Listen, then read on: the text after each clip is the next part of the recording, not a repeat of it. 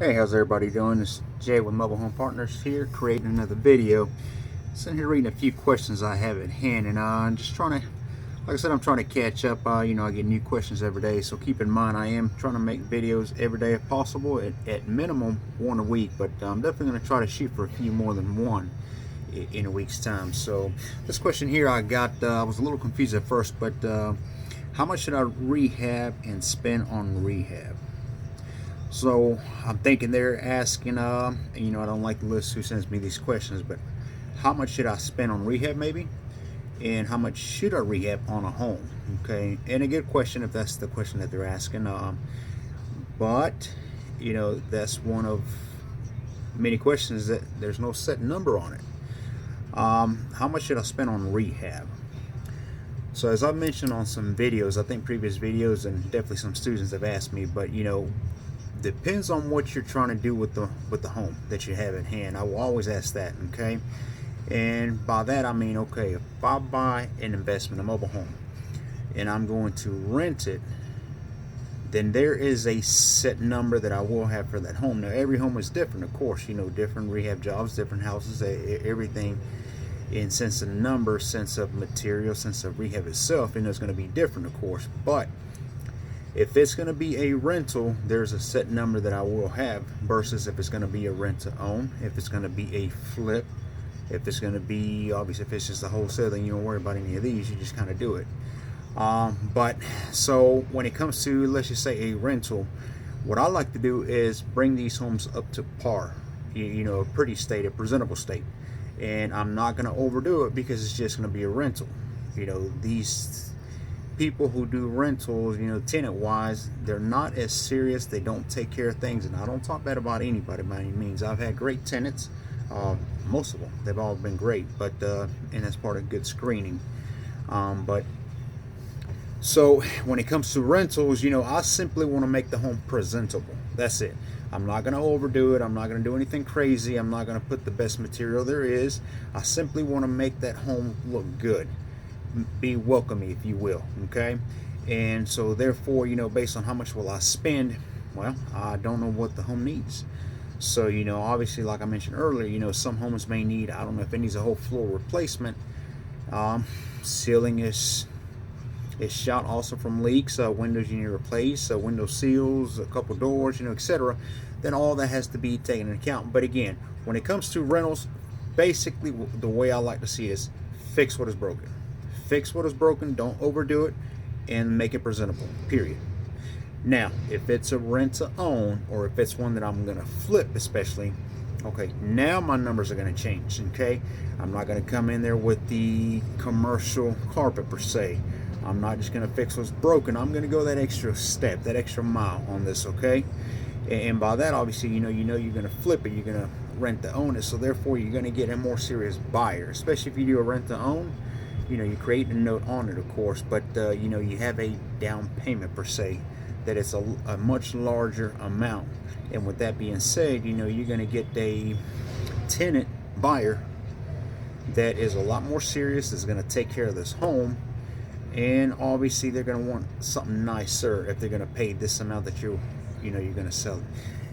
I'm going to give a couple numbers here just to make an example, because it may be hard. Now understand, I'm in Georgia, I'm in Atlanta, Georgia, so my numbers are not going to be the same if you're in Washington per se, if you're in California, so keep that, obviously keep that in mind. But alright, so a traditional single wide per se in one of our parks here, I can usually get it for about 500 to 1,000. It just depends on how damaged the home is, especially if it's coming directly from the mobile home park. That same home, I may put, in my mind, I've set this number, and it's based on what kind of deals I will take, that I usually don't like to be more than 5,000 into the deal. 5,000, that means labor, that means material, that means holding cost, etc. All in right around 5,000. That's the number I like personally, especially in this area. Okay, I am investing in other states, so that might change here soon, but right now that's where I'm at. So at 5,000 I'm comfortable. That's all exclusive, 5,000. That same home I should be able to, if I'm gonna flip it, I like to make at least double. Okay, so I'll probably fit 12 grand, maybe 13 grand. I like to get that because it's going to be a quick sale, right? If it's a note that I'm creating, it's a rent to own, now we're triggering those numbers a little higher. But on something like that, I will ask for, say, $2,500, $3,000 down.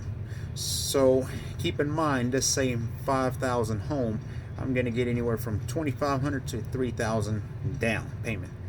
That's half or a little more than half the home of what I got in it.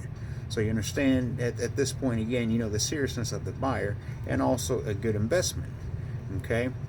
And for this same home, 5,000, I might have fixed it to the point where I can sell it for 18,000, 20,000. You know, it may take me 2-3 years, of course, but you know, the money's there. Within a year's time, you should get all your money back, and you know, it's almost like a cash flow at that point. You know, and I hope that the tenant buyer does not default, but if they do, then I get to start over. I get the home back. I'll have to, of course, rehab something or another. Something always gets broken, but you get to start over. There's a new down payment, there's a new tenant buyer, and another 2-3 years. And if they default, then you do it again and again and again.